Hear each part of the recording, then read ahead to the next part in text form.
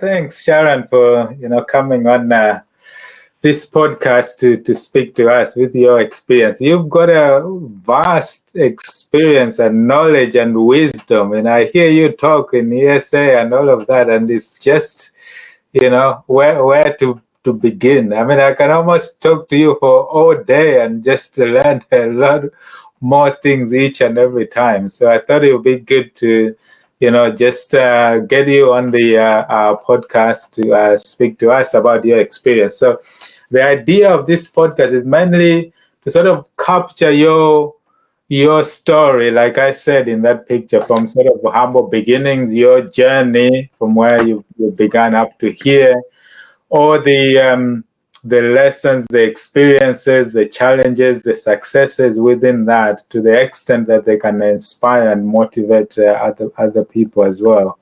Any tips that can help people in that sense. So I thought we would just begin by if you take us through like the early years of you growing up, the childhood, and what it was like growing up.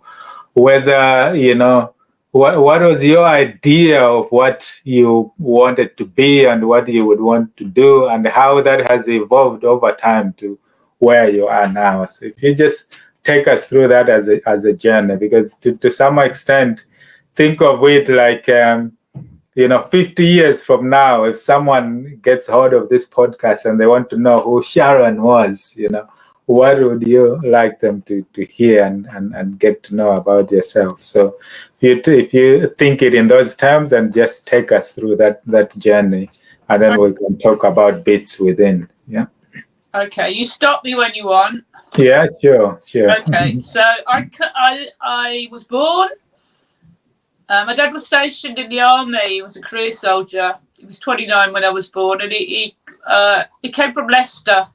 He had what did he have? He was one of 11 children, and they weren't Roman Catholic. And my mum was one of 5, and they were both like Leicester, born and bred in Leicester. But because he was in the army, he moved down to Blandford Forum in Dorset, where I was born. Don't remember any of that. Although mum and dad often reminded me. And then they moved back to Leicester because of a hearing problem he had. He was decommissioned. He had to stop when he was about 30, so he did his 12 years. He had deafness linked to the gunshot wounds, the gunshot experience in the army. So he was born in 32. My mum was born in 38. So they never really experienced the Second World War fighting.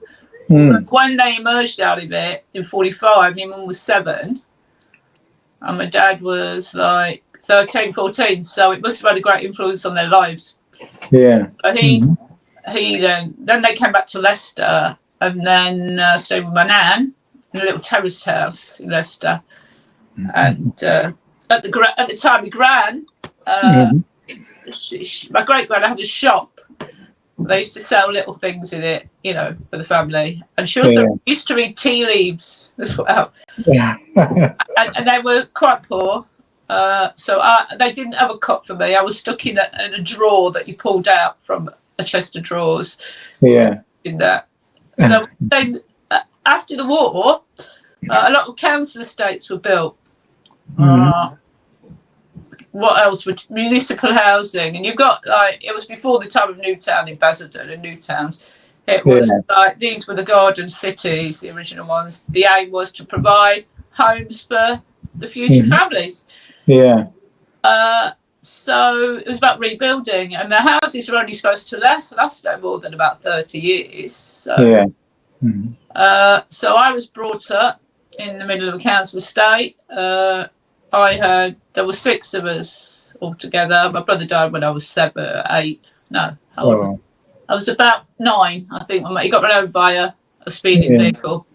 So I imagine that impacted on my mum and dad, who were left with 5 children. And the families, my mum's family was quite close-knit, so I had a lot of aunties. My dad's family didn't really, a few of them met, but the family was always important in my life.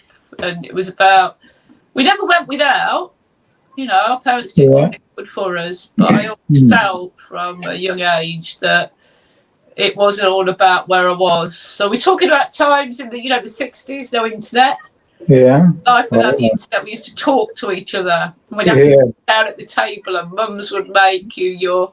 I thought everybody had egg and chips on a Monday and egg and chips and beans on a Friday. Yeah. After Sunday dinner, which was usually chicken, sometimes beef. We had Yorkshire puddings on a Sunday.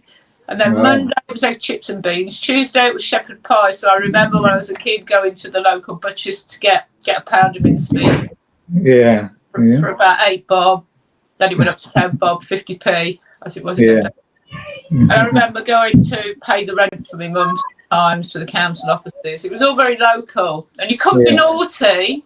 Well, you could try and be naughty, but your mum always got told. And you'd often wait till your dad come home. And they used to take us to Sunday school. Well, we'd have to go to Sunday school when I was a kid, because then my mum could do the washing on a Sunday. Wasn't really religious. Yeah. When I was about 8 or 9, I was told, if you're naughty, God will find out. And at night time, he'll crawl. Thanks. My husband's bringing me coffee here. At night time, if you're naughty, God will know, and he'll come in your mouth and eat you inside out. Yeah. So they literally put the fear of God in me. So I often slept with a cushion on my head. I couldn't escape. There were 4 channels, I think. BBC 1, 2, ITV. Yeah. 3 then. It was all black and white. Wow. No central heating. If you can imagine that. We'd have to all run downstairs to the gas fire. Yeah. Wow. I used to plan timing it right so I'd get there when it was warm. So it was like that, but we never went without with our parents. They loved us, the family loved us. But in the summer, I would spend all my summer holidays from about the age of 9 till 16. My granddad had 3 caravans. She was a unique lady. She had freedom. My granddad died when I was about 10, same year as my brother died, actually. So my gran obviously was lonely, so somehow me and my gran persuaded my mum to allow me to go to Inglemells and stay in the caravan with my nan. Yeah. But I used to work. It was where I used to earn, how much did I earn? I think £1.50 or 50. I used to earn 50p a day bottle collecting 7 days a week. I used to earn £1.50 a day working in a bingo hall. So I learnt to count and do the times tables. Yeah. Wow. So I had a motivating driving force to earn money, because I realised if I had money and if I had freedom, I had more choice in my life, and I wouldn't have all these adults telling me what to do. What to do. And because all kids played together, the parents trusted us to be back when we should have been, be back before it gets dark. But we knew that we had to stay together, and we knew that if we didn't get back on time, we'd be grounded. So there were all these norms that made us, I wouldn't say worldly wise, but they enabled us to see if we did things, we restricted our freedom. Yeah. And so it was kind of like that. So then, as I went into secondary school, I never passed my 11 plus. I always thought I was stupid and thick. Oh. And I was no good at academic stuff. So I just tried harder, but I never told anybody about it. Yeah. So I learned that if I could do things that I liked and I enjoyed, and the teachers thought I was good, I wouldn't be teacher's pet, because if it's self-sabotage here, because when I reached to a point of being good, I realised that people noticed me, and I like helping my friends with the homework, but I didn't like the teacher telling me, "Oh, well done, Sharon, you've done good." So I'd do what I could to get thrown out of class. I self-sabotaged all the time. So, but it was important, because I realised from the age of 9, about 9, that I had this vision when I was a kid. I was looking at the sea. I don't know if you've ever been by the North Sea. Yes. North Sea.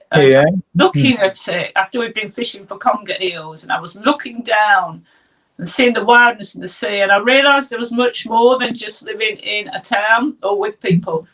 And I thought, how do I get there? I need to be free. So I spent my whole life working to be free.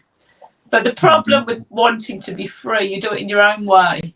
Yeah. Often you do it in secret, and it's very lonely. And the irony is, when you get to the point when you think you're free, I've learned since writing the books this last year and having a couple of mentors, you reach a point of freedom, and then you're so good at what you do that other things happen, because people see you, as Cal Newport says, you become so good you can't be ignored. And then I got trapped in where I was, in my situation, and that would be very, very frustrating. So I would actually strategically exit from that part of my life where I want to be, and it was very painful because I had to start again. And I even, when I was 16, I did French for my A level. I left school with 3 O levels: English, history. So English meant I could write. History meant I know a bit about the past, especially Henry VIII. And all his wives. So we learned a lot about divorce and marriage from Henry VIII, you know, about what women should and shouldn't do. Useful lessons in life. Yeah, very useful Henry VIII for life. And there wasn't internet in those days. And the other one was human biology, which meant I kind of know a bit about my body. But I also started judo when I was 15. Because, so I'd had a fight when I was 15 with this girl who was bullying me. She was a bit bigger than me. And, my mum said to me, Sharon, I got to talk to you about something. And I thought, oh shit, what have I done? And she said, you've been fighting at your age. What will the neighbours say? It's so embarrassing. But if you want to do something like that, do it where no one can see you. Go do judo or something. And then she threw in a comment. Well, she said, well, you might do judo, but you never stick at anything, so you'll never stick at anything. Changing. Quite perceptive was my mum. So I found a judo club when I was 15. And I went on the mat. We were so poor, I couldn't afford a judo suit. I was just wearing blue turquoise corduroy trousers and that woolly jumper that I got from a jumble sale. And I got thrown and I was battered all over the mat. And, you know, I was sweaty. I was 15. I was spotting. And when I finished, it was so exhilarating, being bruised all over the place. And we did a relaxation technique. It was a meditation, mindfulness, visualization technique at the end, because that's what we did. My judo coach was amazing. He actually came from Essex. He came from Canby Island. Clarendon, but he'd watch me and he'd go, Sharon, stop moving. He said, go relax. Because the first thing that you want to do when you relax is scratch yourself. I looked at the brown belts and the black belts on the mat, and I was in year 11 at school, and I thought, I want to do that. I want to be a black belt. I want to be a judo teacher. But doing the judo enabled me also to, it provided a platform from which to go to different places like Birmingham and London and Bolton. I think we went to Bolton once and Cardiff. So the judo enabled me to go to other places. Were you doing competitions in those places? Well, I had to pick my competitions very carefully. No internet. So we had like a magazine, or my judo coach would tell me. And we used to take the phone. So I used to spend all the money that I earned in the holidays, where I worked in a bingo hall and or a cafe, or in the, what else was it, bottle collecting, to pay for my judo. But I also used to make things. We made our own clothes. We made our own shoes. I made dolls and I sold them when I was 15. And that money enabled me to fund the judo, or to go where I wanted to go. I paid my bus fare to see my nan. So when I was 7 or 8, I remember using the money I earned, little bits of money, to pay for my double-decker bus fare to travel across Leicester. So I was like adventuring out all the time. And I remember when I was 15 at the secondary school. I mean, it would be wonderful entrepreneurship now, but I went to all girls secondary school. And I used to employ my brothers and their friends to stuff the arms of these dolls. I paid them half a p each. So they were pleased. They could earn 2p for stuffing arms. Anyway, so I got called into the head teacher's office. It was deputy head's office one day. 15 I was. And she went, Sharon? And I went, hello, Mrs. Caddick, I think her name was. She was also the head of RE as well. And she said, I hear you've been doing things. I said, I do lots, miss. And she went, no. You have been selling things. You sell dolls and gonks that you make. Yeah, I do this. We are not a marketplace. If I catch you selling anything again, you will be suspended.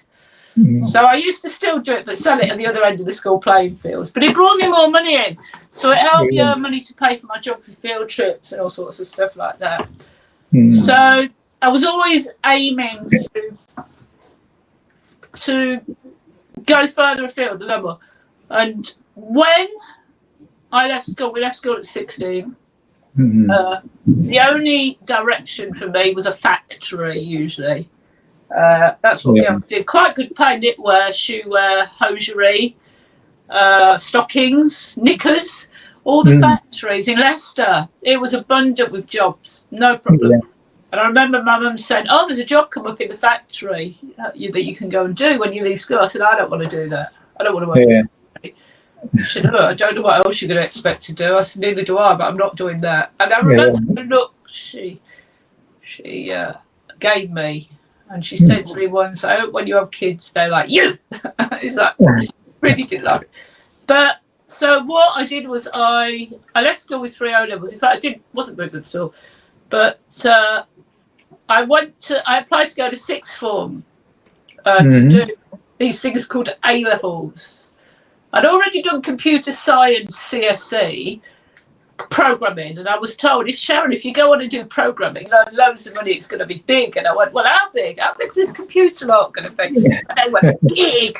I went, well, like, we'll go to Nottingham or London. They said, no, it'll take over the world, and you'll be able to, computers will be the future, because a computer was the size of a big office. It was tape with holes in, and you'd spend an hour and a half programming to put the tape in with the smelly technicians with smelly sweat under their armpit. And they'd take it off you, and then it'll get error number blah blah, and you think, shit, I don't want anything to do with computing. So I used the judo to get me to where I needed to go. At sixth form, I got rejected from 3 because I was council estate, not in the posh area. And the Miss Green, she interviewed me, and she was like a brogue lady with tan tights, like Miss Jean Brodie, tan tights, check skirt, curly hair, and a twin set. And she said, "Why do you want to come here? Do you want to come here, Sharon?" I went, "No, not really." And she said, "Why do you want to come here?" I said, "Well, education's my only way out." I wasn't musical. I had no skills at all. All I knew was that education was my only way out, but I didn't know what education was. All I thought it was learning things so that I could get a job in an office or a shop. And so I did French A-level, and I'd got an E in my French at O-level, so that's like a GCSE bottom grade. I did geography, and I failed that. I got a D in that as well. And I was no good at science. They didn't let me do science at school. I just did human biology. So where were they going to put me in the sixth form? Well, she said, "Well, what do you like? Bearing in mind you've only got 3." And I went, "Well, I like the geography and I like the French." She said, "Oh, well, you can resit those." And the thing is, with language, your second language is only as good as can only ever be as good as your first. Well, my English was not very good. I was very good at spelling, but not my grammar. So anyway, we agreed to doing French and geography. I didn't have my maths O-level, so I had to redo that. And she said, "Well, we need to give you 3 A-levels." And I said, "Oh, what else can I do?" And everything she said to me, "I'm no good at that, I'm no good at that, no. She said, "Oh, we've got a new one coming here, sociology." So how can I like it? Sociology is seen as like general studies. Yes. It's like, oh my God, we'll give her that because it's a traditional girls' grammar school, innovative and revolutionary, and so that's what I did. I did for my A-levels. I was crap at French, although I loved to speak it. Not very good. I failed my French. Yeah. Geography, I did get a C. And I did go on to get a C in geography, and I got a B in sociology. So I left A-level with 2 A-level. I left sixth form with 2 A-levels, geography and sociology. And I love people, and I love seeing how people evolved, and cities and ethnicity, everything to do with people, and how we developed and that sort of thing. I was really interested in that. So I then. I'd heard of uni, but it was Polytechnic. I went to Portsmouth and I did geography. I got a D in it. They only offered me a D in it to get in, so I went there. But the reason I went to Portsmouth, it was because of an old boyfriend. He went there and we split up previously. I thought maybe we'll get back together. But then I thought, I can do my judo. The geography is only 7 hours of lectures a week. And I can do my judo, my sport and my fitness. Yeah, because I was riding high then. I just got I got my brown belt. I was legendary champion. I was living the dream. I could ride a bike. Could drive. Were you still traveling at that time, doing the judo to other places? Well, I used my pocket money and the money I earned to go on the train to Birmingham and London. And in fact, because we'd always been used with buses, the thing about a bus is when you've had your ticket, you throw it away. So the first time I went to Birmingham from Leicester, I was 17. And I got off the train and I just threw my ticket in the bin thinking it was a bus ticket. And then the train guy at the office, he said, "Oh, have you got your ticket?" I went, "No, it's in the bin. What do I want it for?" He said, "Well, you have to keep it till you go home." I thought, "Oh, shit." Get home. And there's no telephones, is there? There's nothing like that. Through. So it was train, and then when I was at university, or Poly, as it was then, I used to run everywhere and walk everywhere and cycle everywhere. Buses just took too long. So that's how I got. And then we went hitching. Hitching was good. You could do it safely in those days, more or less. So we hitched over in the summer holidays. We hitched down to France and Spain and back up to home, and there was true freedom then. And, good. And because I went in February 1980, I got my black belt in judo. I got reserved for national squad. I was still Midland area champion. So I was on a riding high in February and March. I was really riding high. 3 years I spent getting to where I was. I was doing my degree. I was running in the morning. I didn't bother. I used to run till I ran out of breath. As Forrest Gump would say. And I also, in the holidays, because we got a student grant in those days, £1,185. Parents didn't contribute because there wasn't enough, but you got money in the holidays to pay for your accommodation, which was £18 a week. So I always wanted a bit extra money, so I'd get a job working on the side in a carrot cafe, cleaning. I just did it. And then I realised that I didn't like clothes that were in the shops. So what I did was I found these little posh ladies' shops in Portsmouth, and I was told that if you bring appropriate clothes, and now I know they're called name brand clothes, we'll sell them for you.